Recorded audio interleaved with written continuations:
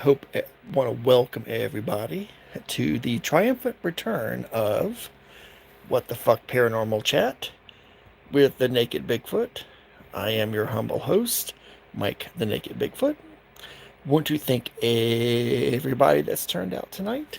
As always, I appreciate you so very, very much.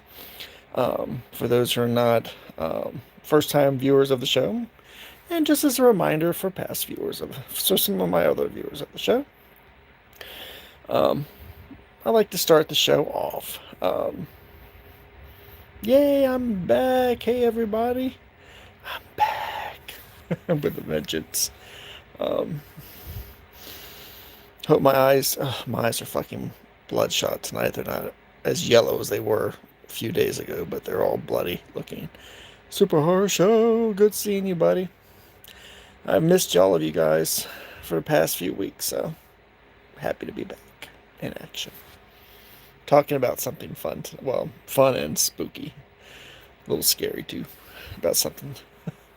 But as I start off every show with a little bit of news, a little update for those who haven't seen me. I'm doing well for those of you who have inquired. I have my good days, I have my bad days, I have my sleepy days, I have my can't go to sleep if I fucking wanted to days. Um, but I'm okay. I'm okay. I can't emphasize that enough. I'm okay. Um, for those who caught my video of me touring, sneaking out of the house and taking a tour of the woods, I hope you all enjoyed it. I was able to put that in there as a bonus episode during my hiatus for those who weren't expecting it. I was in one of my moods when I did that show, when I did that live walk in the woods. Uh, I was annoyed. I don't want to feel like some days I feel like an invalid, and I I feel like everyone's treating me like an invalid, and that particular day I felt strong. I felt I was in a mood. Um, so while everybody was gathering in the kitchen, I decided to go out the basement door and head to the woods. Only on a farm with this much acreage can you pull that off without anybody seeing where you're going. Want to thank all the people who just tuned in. Thanks for coming out tonight. Thank you, thank you, thank you. Sun is not a friend of us vampires. You know what, heavy metal? I've got a good story about vampires that I need to share sometime soon. I think you all would enjoy my vampire story. When I went looking for vampires, be surprised what I found. Fuck, I was surprised by what I found. Okay. Let's start the show, guys. That's enough news, enough background for the evening. Um, oh, you saw the walk show. Thank you, dude. The walk show was interesting.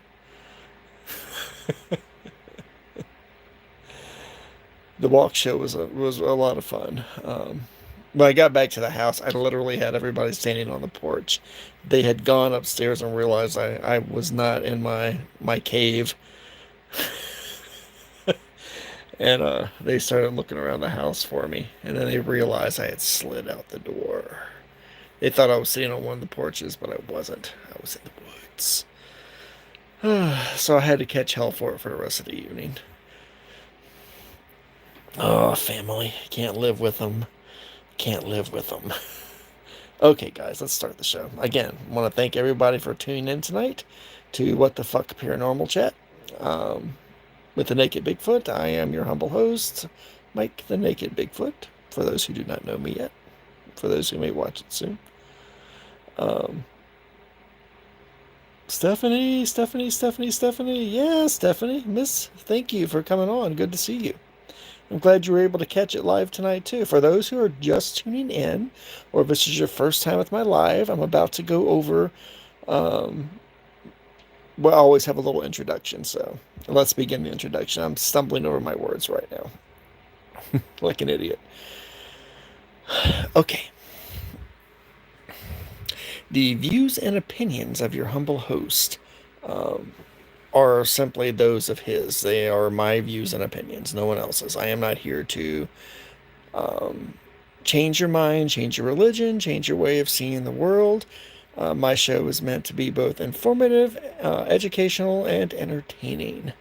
But if you happen to walk away from watching one of my videos with a need to learn more of what I'm talking about and a need to go out and explore this wonderful, beautifully supernatural, paranormal world that we live in, um, I ask that you do so safely and sanely. And it'll also make me feel like I've accomplished my mission in life to inspire other people to do really interesting and fun things. But again, if you go out, do not do not do the crazy shit that I did. um, I did a lot of things that were neither safe nor sane, but I did it not knowing most of the time not knowing any better, and most of the time thinking in my youth that I was immortal and nothing could kill me or end me. Boy, was I wrong. um, as always, if there are any children in the room right now with you as you're watching this show, whether you're watching it live right now or if you're watching the replay, I do use a lot of foul language, not on purpose. It is part of my vernacular. I do try to control myself as much as possible, but I will guarantee you it will leak out and come out. I will drop the F-bomb frequently. Probably tonight you're going to hear it a lot with tonight's show. Um, tonight's show is a really fun show. Really interesting show, too. So you'll drop the F-bomb every other word. But again, I don't do it for shock value. I do it as a part of my vernacular, my way of speaking. I know, I'm well educated, but sometimes I don't show it.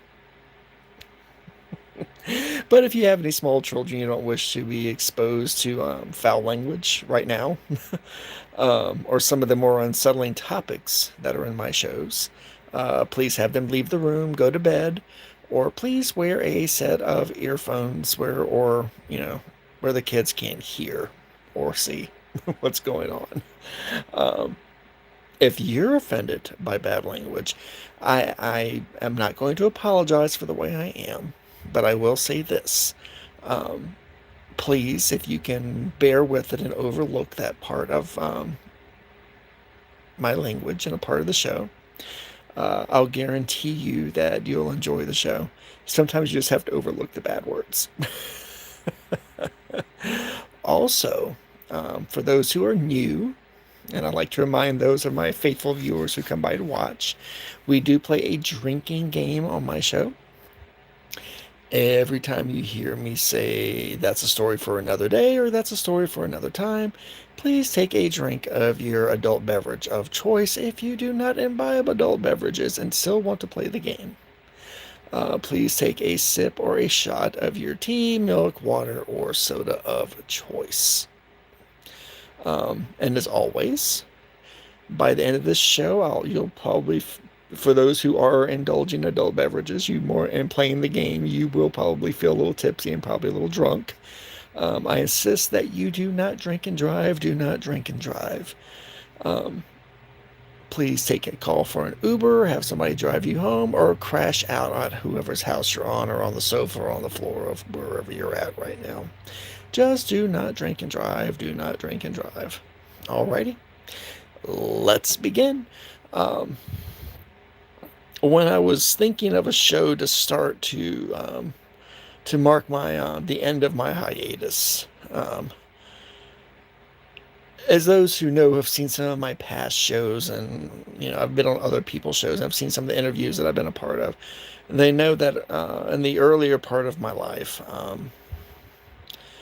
I went out to discover myself, and I wanted to discover the legends and myths and religions and faiths and monsters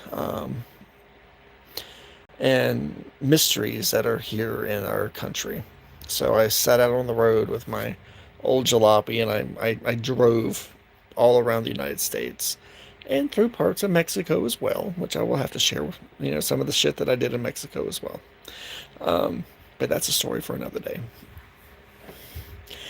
because I saw some really fascinating things that happened in Mexico. Okay. And actually, it was 1988. Um, I left from here in Virginia. For those who do not know, I live in the mountains here in Blue Ridge, Virginia. I left this before I moved to Blue Ridge. I was staying with some friends outside of Chester, Virginia at the time. And it was a layover. I just come out of South Carolina. I'd driven up out of South Carolina because I was down there I was down there seeking out a version of the skunk ape, which I'll have to tell that story about the skunk ape of South Carolina. And you guys might find that fascinating. But again, that's a story for another time. It was something that people at first thought in South Carolina. It was along the coast. People thought it was off season, off tourist season. It was in the fall, and people's trash cans were being raided.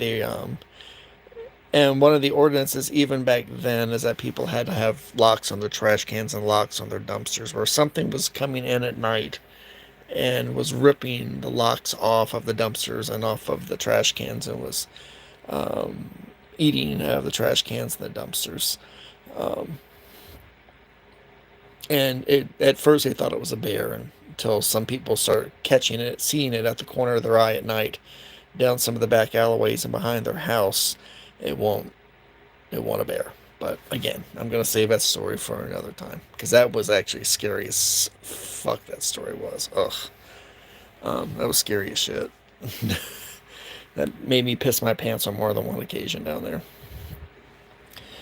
When I was there, we were actually, again, 1988. Yeah, I'm that old. We were talking, I was with my friends and we sat down and we were talking about some of the places I'd already been. I was relaying my adventures up to that point and was sharing some of the stories, and I was telling them what had just happened down in South Carolina. They were telling me that I was fucking nuts at the time for going down there and dealing with that. But then we started talking about some of the other cryptids and legends here on the coast, and I forget who brought it. I think it was Angie brought it up. She said,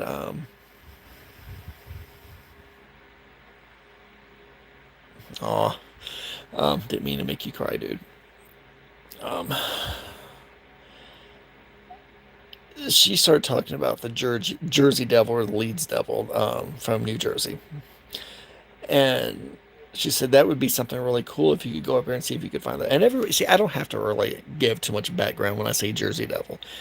Everybody pretty much has an idea of what the Jersey Devil is. A Jersey Devil is a creature of myth and legend, quite possibly a cryptid, a supernatural cryptid. There's a difference. There's a difference between a supernatural cryptid and a mortal cryptid.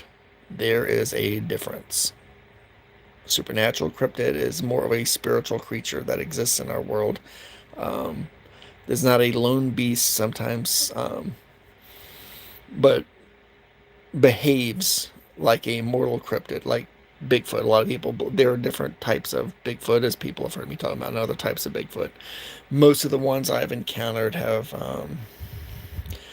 uh, been an odd hybrid of a they've kept one foot in the supernatural world and one foot in the mortal world, in the physical world at all times. Um, but she thought it'd be a good idea if I went up there and tried to find out some information, and perhaps even catch a glimpse of the Jersey Devil. The Jersey Devil, of course, had a head of a horse, wings of a great bat. Uh, it was just a hodgepodge chimera of an animal, of a cryptid-like animal that was supposedly born, the 13th child of a family that was born. Some say it was a curse upon the family, and the child was born looking that way. Sometimes it was actually a child of the devil. A portal opened to hell one night, and the Jersey Devil rose from it. to terrorize the neighborhood, to terrorize the communities around the southern Pine Barrens of New Jersey. And I think, if I can remember the name correctly, the town which is most famous for it, um, Estellaville, New Jersey. Estellaville, New Jersey.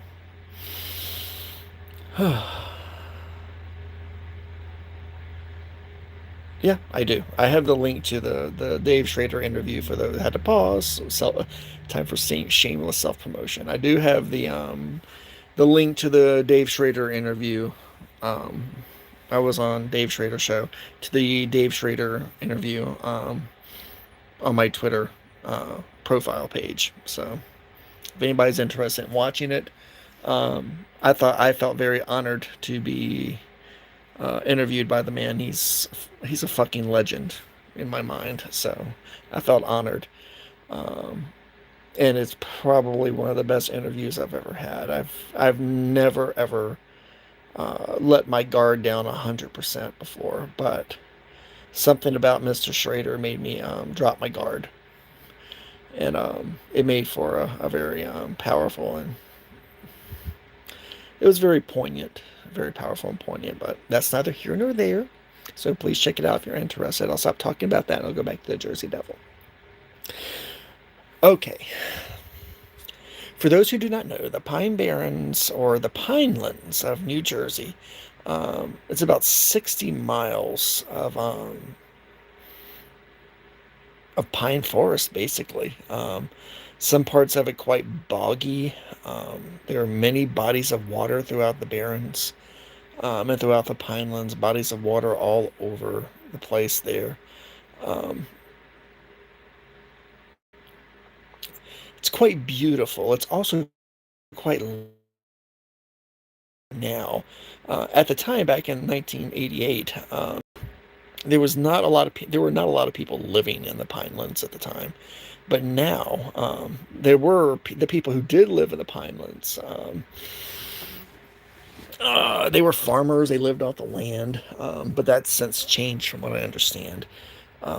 It's, you got housing communities now that brush up within the Pineland borders. You got people with vacation homes within the homes that they built within the Pine Barrens now. So the Pine Barrens is not what it used to be. It's a little less wild. Now, this still has its wild places, from what I understand. That's part of, the national forest and the state forest there. That's protected. Um, but it has shrunk. It has shrunk a great deal from the time in which I visited it. Again, I was staying with some friends at the time in Chester, Virginia, outside of Richmond, right outside of Richmond, Virginia. And it was about where I was heading. They convinced me. It didn't take much convincing for me to head up there. And it was about an 8 hour drive, 6 or 8 hour drive, straight um, to the southernmost portion of the Pine Barrens, or the Pinelands of New Jersey. When I got there, what I found at first, that there are a ton of hotels and motels in New Jersey. For those who have never been through New Jersey, there are a shit ton, and it's probably even more now. There was a ton back in the 80s.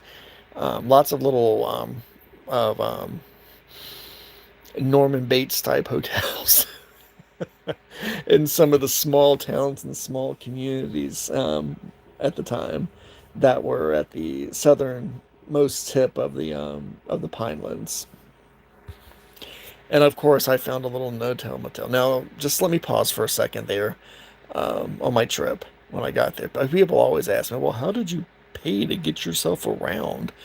Pay for your gas and pay for your lodging and everything else?" Well, I will tell you, I slept a lot in that car. When I pulled over at different places, I slept in that car a lot. That car became was a it was a rolling bed. I slept in that car a great deal. Now, when I got to a place I wanted to spend some time in, I always try to find a cheap motel. But I never took a lot of money with me. I always try to make money in the town in which I was in, or some of the towns I was in. How would I do that? Um, I'm just gonna own up to it. I always, and some people already know this, I've said this in previous shows and I've said it in other interviews, that I always took different items and herbal stuff with me, and herbs and roots, you name it, and with me that I would barter with for gas and for money to pay for things with and to buy groceries and to buy food with.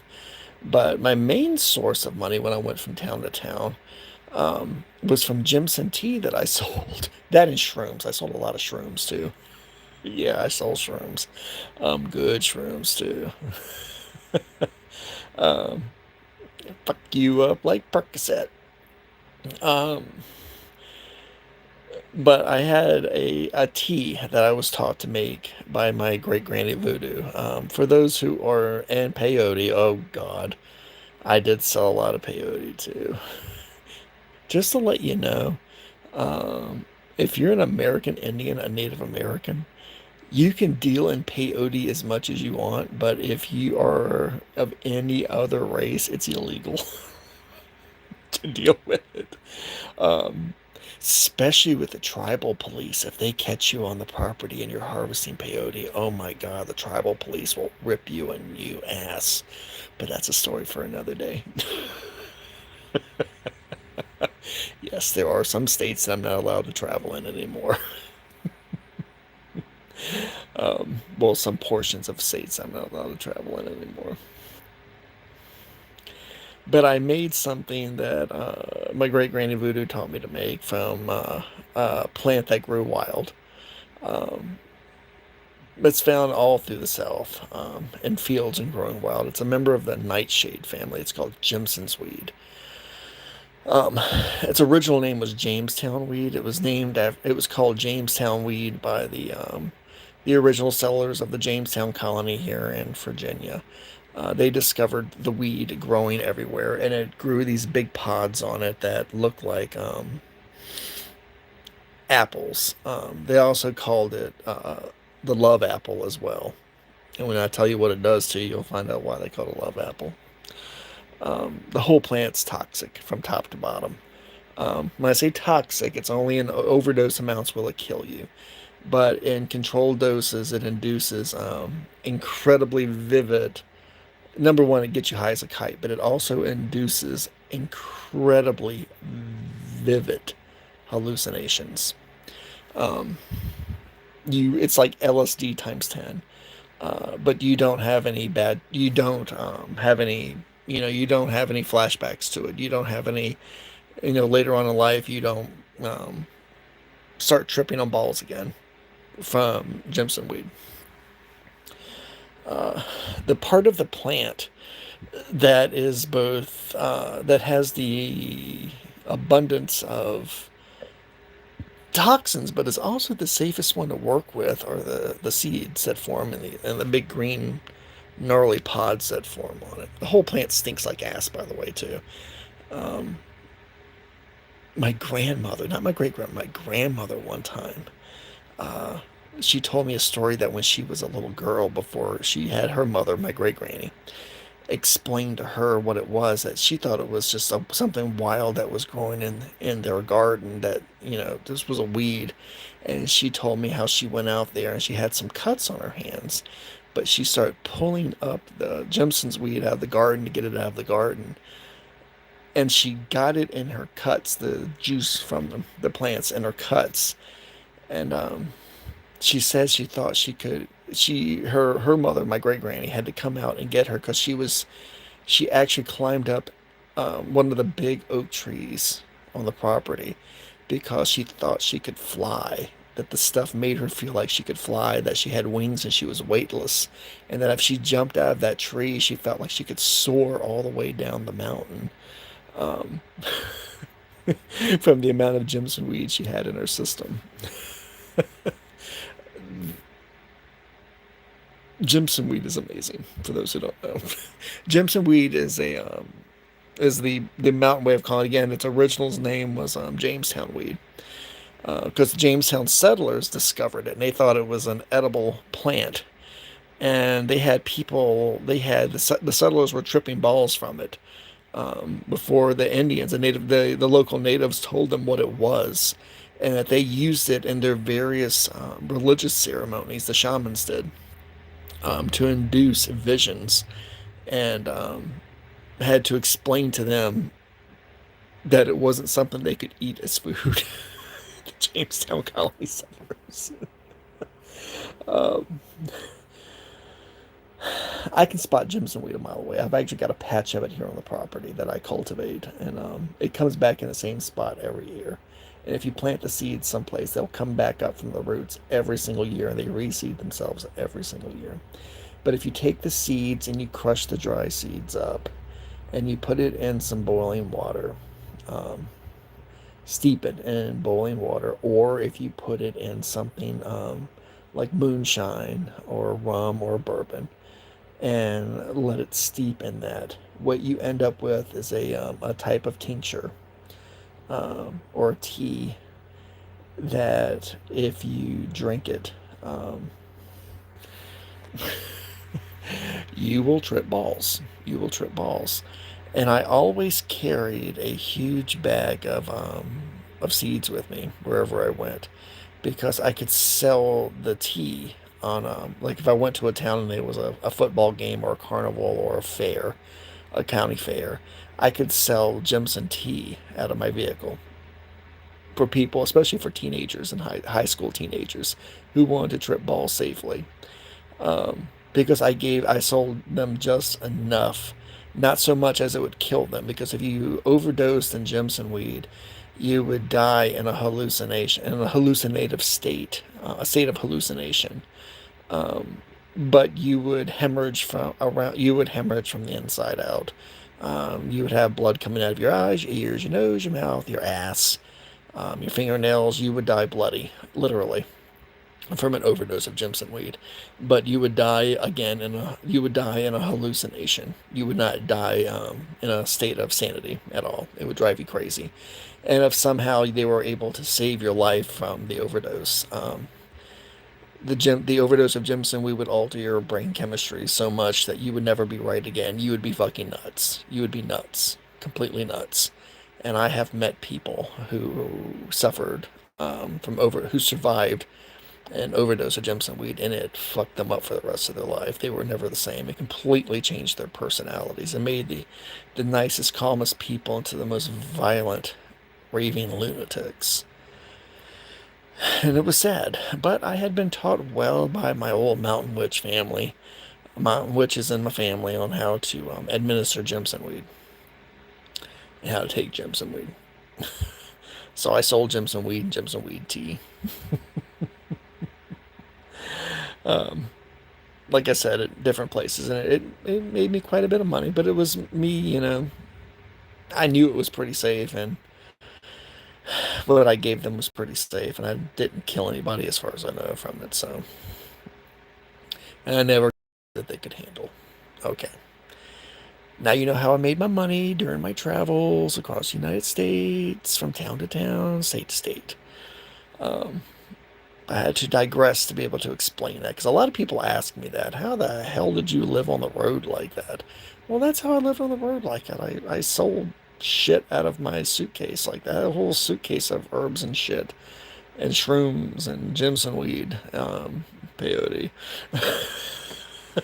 that I sold in my travels. Me again, it let me survive in my travels. Rarely got in trouble for it. Rarely. Okay. When I arrived outside of Estelville, I decided to stay at one of the local Norman Bates motels that were there. And there was only two other cars parked there when I parked there, and I told them I was going to be there for 5 nights, and I asked them for a map, if they had any maps or any information about any hiking trails that would lead back into the pinelands behind the hotel. Back, because I told them, they said, "Oh, are you here looking for the devil?" Well, that's what the guy at the desk said. I said, "Yeah." They said, "Well, better be careful out there and hope you don't run into the devil. Hope you don't run into old Big Red either." And I went, "Big Red? The fuck is Big Red?" Um, and he clammed up and started laughing and took my money. So first night I slept like a baby in my hotel room. The next day I got my backpack, I got my hiking shit, had my little SLR camera around my neck and 6 rolls of film because I was gonna get a picture of the Jersey Devil. And I decided to hike out into the Pinelands. They didn't have that many good hiking trails there. There were a lot of trails that people hunting trails that were out there that the locals made, and I tried to stay on those as much as possible. I know this sounds like I'm getting ready to have a Blair Witch moment, and I'll tell you what, if they had shown, if the Blair Witch was a thing back in 1988, I was having that moment because I was by myself. I didn't have a compass, I didn't have a map. Okay, I was going in the woods looking for the Jersey Devil. And apparently I had not been the first person, just from what that strange little man at the desk said, at the motel said.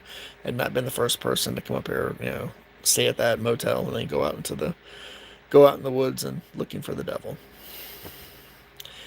I had my backpack and my cheap little pup tent with me because I was gonna, if I got too far in, I was gonna sleep out there, and it ended up being that way. I got too far in, and I had to end up sleeping out there in the woods. I'll tell you what. I don't know if it's like that today, but the Pinelands, it was when the sun went down, it was fucking dark, and the woods were alive with hooty owls, you name it, all kinds of sounds in the woods. Um, and if I had not been the mountain boy that I was, it would have scared the shit out of me because you didn't know. And even then, I was still incredibly uneasy and I felt really vulnerable because I felt like something, right outside of my little lantern that I had with me. The light only shone a few feet ahead outside of the tent. And then the rest of it was darkness. I could see little things scurrying on the outside of where the lantern light was at. I assume were raccoons or possums or something, but you could see the reflection of their eyes, the eye shine from them when they got close enough to do it with it.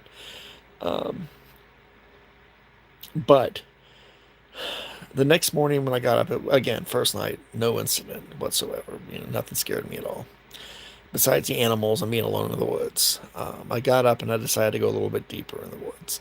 Because usually the Jersey Devil would be seen, according to all the stories and lore about the Jersey Devil, would appear or make itself known, whether it be day or night. Um, oh yeah, you wait. Yeah, it's gonna get quiet real soon, Papa Joey. Trust me, it's gonna get real quiet real soon. That's when shit goes south. So I spent the next couple of days in and out of the woods, staying out of the woods. Didn't see shit except for, again, at night I'd see, animals and something like that. Nothing weird, nothing supernatural. It was boring as shit. Um, but it was a nice trip. I stayed in the woods for a while. Um, Before I checked out of the motel, um, went there, of course, to turn my keys back in at the counter. And the little strange weirdo that I met there originally was there at the counter, um, who mentioned, and that stuck in my head when he said that. When he said Big Red, I went back to him and he said, "Did you find the devil?" I said, "Nope, didn't find the devil." I said, "I got a lot of ticks off of me and a hell of a lot of mosquito bites, but I did not find the devil." Um, I looked at him and said, "You said something about something called Big Red when I first came here." And he said, "What can you tell?" I said, "What the hell's Big Red?" Because at the time, the only thing I knew about Big Red was, Big Red chewing gum, which apparently no longer exists. But trust me, young people, there was a chewing gum called Big Red. It was a cinnamon gum, and it was hot as hell, but it was quite tasty. And that was the only thing that I knew that was called Big Red at the time. Um, he said Big Red is a local monster up there in Sussex that people keep seeing. Um,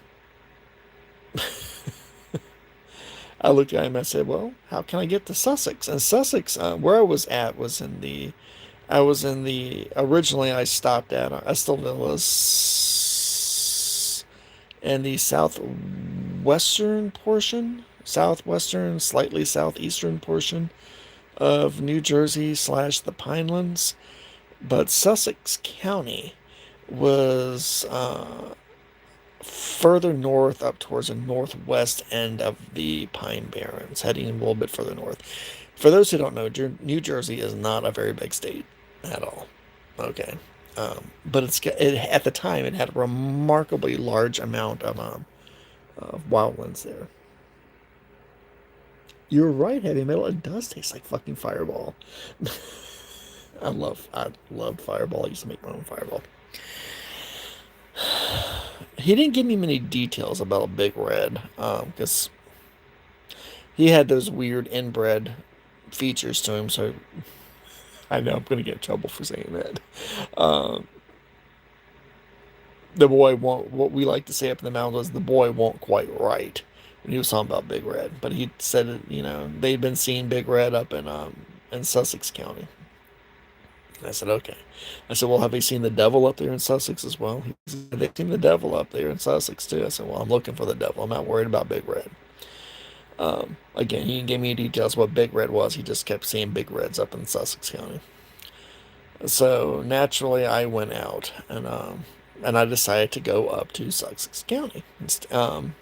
Nice community at the time, small community at the time, um, rural community at the time.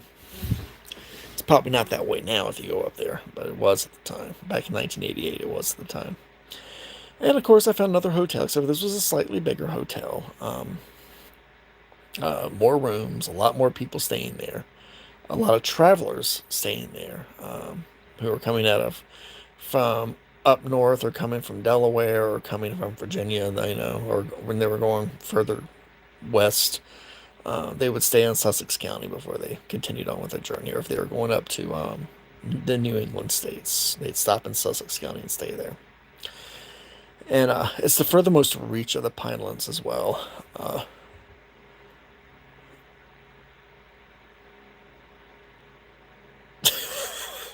Apple cider whiskey.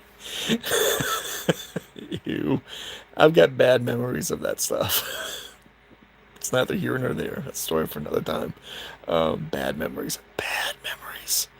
Um, so of course I went in where the guy, again, another guy at the counter who did not look as inbred as the one I had met at the other motel further south. Um, he looked at me. He didn't give a shit. He didn't look at me and ask me if I was there hunting for the devil or looking for the devil. He did not care at all. Um,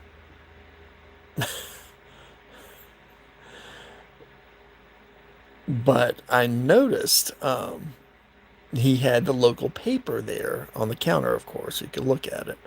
Um, and on the cover of well, it wasn't on the front. It was on the front page, but it was in the bottom right-hand corner of the front page. Um, it said another sighting of Big Red. And I just looked at that for a moment and thought, huh, Big Red. Maybe that guy was onto something. I didn't pick the paper up. I didn't think about it because I was there looking for the devil at the time. Now, from the motel, I had to drive out uh, and go actually, because actually the Pinelands up there is considered part of a national park, national forest. So I had to park there, and I had to check in at the desk there and tell them that I was hiking in, because they actually had hiking trails there and places you could set up to camp in and to sleep at when you walked in. I had to check in and tell them what I was there doing. And I confessed that I was there devil hunting, and of course the park ranger looked at me and got a big grin and says, "Well, good luck to you, man." Um, he said, "Be careful. People have been seeing the big bears out here lately." I looked at him and said, "Really?" He said, "Yeah." He says, "There's been some really big bears out here in the wood lately. Big bears." And I went, "Huh." Well, I've dealt with bears in the past. I went, I can deal with these bears too. Of course, they want to know how long you were going to stay there, and I told them I was going to be in there for a couple of nights, hiking around and looking, for the devil, Jersey Devil. So, first night I went in, it was getting dark. I was literally went off the trail into the middle of nowhere, in the middle of the pine trees. I found a little clearing near a stream, and I set up my tent for the night. And I sat out because I wanted to observe from the safety of my tent. I wanted to observe the woods around me at night, before I got bold enough to walk out into the woods with my flashlight looking. The first thing I noticed when the sun went down, the woods were alive with cicadas when I was going through them. The sound of cicadas, birds singing, you name it, all kinds of life in the woods. I saw some deer running through, some whitetails running through the woods. But when the sun went down, it's like everything decided to become muted. Um, the animals that were there, and it was still alive. The night was still alive. The woods out there, but their cries were much more muted. They had less life, and they weren't as vocal. The insects were not as vocal. The crickets, when a cricket starts chirping, it just chirps, chirps. But when the crickets chirped here, they would only chirp for a second or two and then stop. Long, long pause before they started doing it again. And I know that was weird to me. I also noticed that there were not any mosquitoes either while I was there. And I was near bodies of water too. It was kind of marshy where I was. But there were no mosquitoes. And I noticed that was kind of odd because I'd been eaten alive outside of Estiville. I've been absolutely eaten alive in Estiville by mosquitoes. But I did not have that problem there. There were no mosquitoes. I just thought that was weird for a few minutes, for a moment or two. And I decided to make a campfire then, because the lantern was not doing anything. And again, this was in the fall. And it was starting to get cold at night up there. And it was after I got my fire started and I was sitting in front of it. And I had roasted a hot dog and eaten a hot dog. Eating the hot dog. When I heard something right outside, it was close. It was close. Moaning in the woods.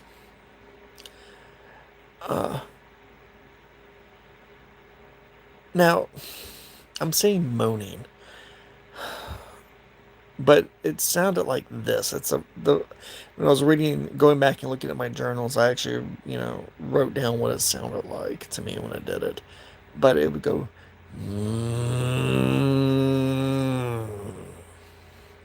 like that, but much, much louder than that. It would go up, it would go really loud, and then it would go down, very softly. But the sound was coming from the darkness, right outside of where the light ended from my campfire. The moaning in the woods. So I was in mid bite of my hot dog, and I went, fuck. Now I remembered my lore about the Jersey Devil. I started going through all the lore I'd heard about the Jersey Devil and all the stories about the Jersey Devil, and I could not remember anything that moaned. Anybody ever reporting that the Jersey Devil made vocal cries that were like that? That they had the cries were more shrill, loud, and frightening, than this weird moaning that was going on out in the woods around me. And I heard something shuffling its feet as it walked. It wasn't picking its feet up. I could hear it dragging its feet as it walked around the perimeter of the light of my campfire. And it was walking all the way around where I'd set up camp at. Now, it didn't moan the entire time it was doing it. It only would stop to do that. The shuffling of the feet would stop, and then it would let out this moaning. If you didn't think if you don't think that's spooky enough, wait till you hear this. I decided to stand up at that time, look out in the woods, and go, who's there? What's there? Who's there? I said, if it's some townies, this shit's not funny. And I picked up a stick. And from the last place where I heard that sound coming from, I threw a stick in that direction, in the woods. And then that's when I heard this, when that stick went over and, went into the darkness, and I heard it land. I heard something go, rah, rah, rah, like that in the woods.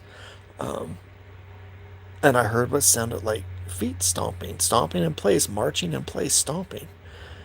Rah, rah. And I went, God damn it. I said, that's not a bear. That's not a bear at all. I had never heard of a bear that moaned before, and I've never heard a bear that make a noise like that before.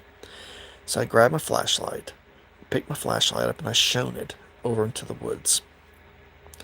And for the briefest of seconds, I saw what looked like a shoulder pass behind some of the big pine trees that are out there, and some of the wild rhodos that are out there, pass into the woods. And I went, okay, I'm not crazy. There was something there. And I heard it moan again. I said, and I picked up my camera. I said, I'm going to go out there and find out what the fuck this is. I walked behind my tent where I threw the stick at, and where I saw that a bit of a black shadowy shoulder disappear at. And I walked to the perimeter of the firelight, from the light from my campfire. I have to admit, I had to screw up my courage for a few moments there, because I realized that, the night sounds that I had noticed that were much more subdued had ended altogether. The night had grown very, very quiet. It was as if all the things that were in the woods, all the animals and all the birds, the owls, the crickets, everything, suddenly were holding their breath and waiting for something to happen. And I will have to say, I had to screw up my courage. I said out loud, I went, fuck, you can do this. Go out there. And for some dumbass reason, I yelled into the woods, and I went, I've got a fucking flashlight, whatever you are, whoever you are, I've got a flashlight. Like that was a threat. Like that was the biggest threat in the world. I had my camera hanging around my neck. But apparently I felt safe threatening it with my flashlight. And I heard something like it was adjusting its weight in the woods, in the leaves in the woods. Like something was shifting its weight in the woods, from one leg to another, and shuffling its feet in the woods. And then that's when I decided to step out into the darkness, and step out into the night, out of my ring of light, ring of fire that I was in. And I stepped into the darkness. I switched my flashlight on. And I heard something backing away from me in the woods. It's hard to describe the sound of someone walking backwards, but something was walking backwards away from me. I got the distinct impression that it was keeping its attention on me, but backing away from me at the same time. I didn't know if it was intimidated by my flashlight or what when it was doing that.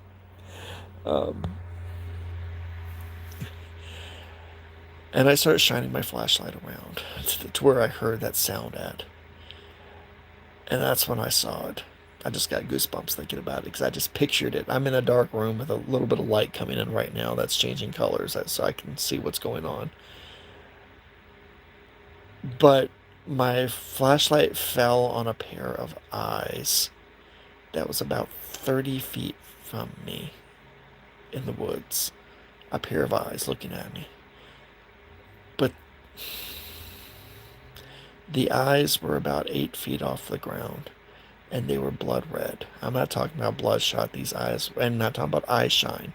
These eyes were red, glowing red, like Christmas light red, like stop sign red, like Rudolph the reindeer's fucking nose red. glowing at me. And I froze. I froze with my light right on it. Didn't even reach for my camera. I just absolutely froze. My light froze on its eyes, and I saw it blink. I knew they were eyes because it was blinking with my from the light from my flashlight. It was blinking and looking at me. And I got the distinct impression that it was baring its teeth at me because I caught a glint of white further down its face. And I couldn't make out a face. I could make out the eyes, like the vaguest shadow. So it was just right outside the periphery of my flashlight, enough to catch these eyes and illuminate these eyes. But I swear I saw some light shining off of a pair of teeth, off of a set of teeth, like it was baring its teeth at me. And it had stopped walking backwards. It was now facing me down. And it went, huh, huh, again at me. And I had a fuck this moment. I literally wanted to shit my pants right then and there. Um, if I had a full bladder, I think I would have pissed myself right then and there. Um, I knew I was in the presence of something very large, very dangerous, that was not the Jersey fucking Devil. There was no piece of lore that told me this was the Jersey Devil. I could smell something um, that smelled like a mixture of pine tar, pine pitch, or pine resin, I should say. It was a mixture of pine resin and rotten swamp water. Just all around me, I could smell it then. My senses started coming alive. When I started becoming afraid, my senses just woke up. And I was suddenly realizing um, that you're in trouble, boy. Mike, you are fucked. You have officially fucked up. There is something out here. It's not a bear. It's not the Jersey Devil. It's something very, very dangerous. So I kept the light shining where the eyes were at. And I started backing up, back towards my camp. As I backed up, it walked forward towards me. Again, I could not make out much of the silhouette of it, except for eyes being as high up as they were on what I could assume was its head. This dark, shadowy figure right outside of my flashlight. Its light. And it walked towards me as I was backing away from it. I got back to where my campfire was. And I had a pile of wood I had done. It stopped before it entered the ring of light around my campfire. It stopped outside of it. It didn't walk out into that light. And I sat down at the campfire with my flashlight shining again towards those eyes the entire time. And again, I knew they were eyes because it kept blinking and blinking. It did not take it didn't take its focus off of me at all. It didn't make any more noises anymore at all. Its complete attention was focused on me at the time. And I had a distinct impression that it didn't want me there, that I didn't belong there, that I had trespassed someplace that I shouldn't have. And it was there to punish me. I just got that distinct impression from it. I also got the impression that it was intelligent. I'm not talking about human level intelligence, but something greater than an animal but less than a human. It was something in between, some instinctual intelligence, frightening intelligence that was behind those eyes that were looking at me. I saw the eyes blink a couple more times. They blinked one more time, they closed one more time, and then they didn't open. I assumed, at first I thought it was just standing there with its eyes closed, and I realized it had walked away from me. And I could hear it walking back from the direction that it came from, back through the woods. I cried that night. I didn't sleep until the sun came up. I actually cried most of that evening rocking myself with my flashlight in my hand. I could not feel my hands or my feet. That my hand, I actually had bloody marks on my hand where I was gripping the flashlight so hard in my hand. Every little sound that I heard after it walked away, I'd shine the flashlight at it to try to catch it, to see what it was. I was absolutely terrified of what had shown up at my camp that day. And when the sun started coming back up, my campfire, I made sure my campfire was out naturally. I didn't even pack my tent away. I just gathered everything up into a ball and ran my ass through the woods as fast as I could. As I was going through the woods trying to get back to my vehicle, back to my car, I got the distinct impression that I was being watched the entire time. I hauled ass out of there. Again, I didn't pack anything up or break anything down properly. I gathered it all up. I stuffed everything in that sleeping bag in my backpack, and I hauled ass out of the woods as fast as I could. I did not go back to see where I'd experienced that at. Got in my car. I did not stop till I got back to the motel. And I got to my room at the motel, and I still couldn't breathe. Still wasn't right. I was still scared shitless. Um, but the lady who cleaned the rooms, the cleaning people, had left one of the local newspapers in my room. And it was an old paper too. So she must have left it, a couple nights before that after I first arrived there and had left the room. And it was the same paper I saw where it was talking, it had the article about Big Red. It's been spotted again. And I read the story about Big Red. Apparently, Big Red was a very large, aggressive, primate-like creature that was coming out of the barrens and killing people's dogs and taking their dogs out of their yard and ripping down people's fences and causing all manner of havoc and terror. People were missing their pets. They were catching glimpses of this tall, red-eyed, Bigfoot like creature that was coming out at night to raid their backyards, to raid their trash cans, to raid their dumpsters, and to take any of their pets away, and to take their pets, and obviously take their pets to eat their pets. This is what they called it, Big Red. They called it Big Red because of its blood red eyes, its bright red eyes. People had seen it crossing the road at night, walk in front of their vehicles at night. They'd see this large hunched over creature, or it was standing beside the road, or standing in a field um, with cattle at night. Um, but the most distinctive feature about it, not only being a very tall, large, animal, people-shaped, person-shaped hominid animal, was these blood red eyes that they did not have to have a flashlight or a source of light to illuminate the eyes. It was as if the eyes had a glow all to their own. And its original name was the big, big red-eyed monster, but it was shortened, of course, to Big Red.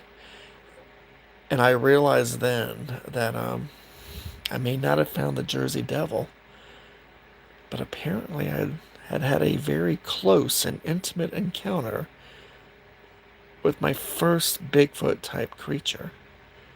Um, Big Red. I had encountered Big Red. I realized that.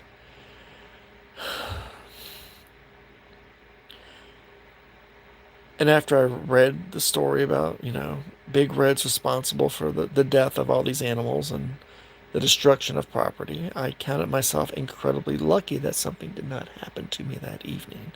Again, I may not have found the devil of New Jersey, but I did find Big Red.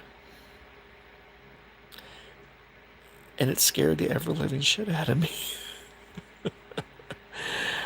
I never had the inclination to ever go back into those woods again after that. I wanted to get the hell out of that state as fast as possible. That's how much this thing frightened me.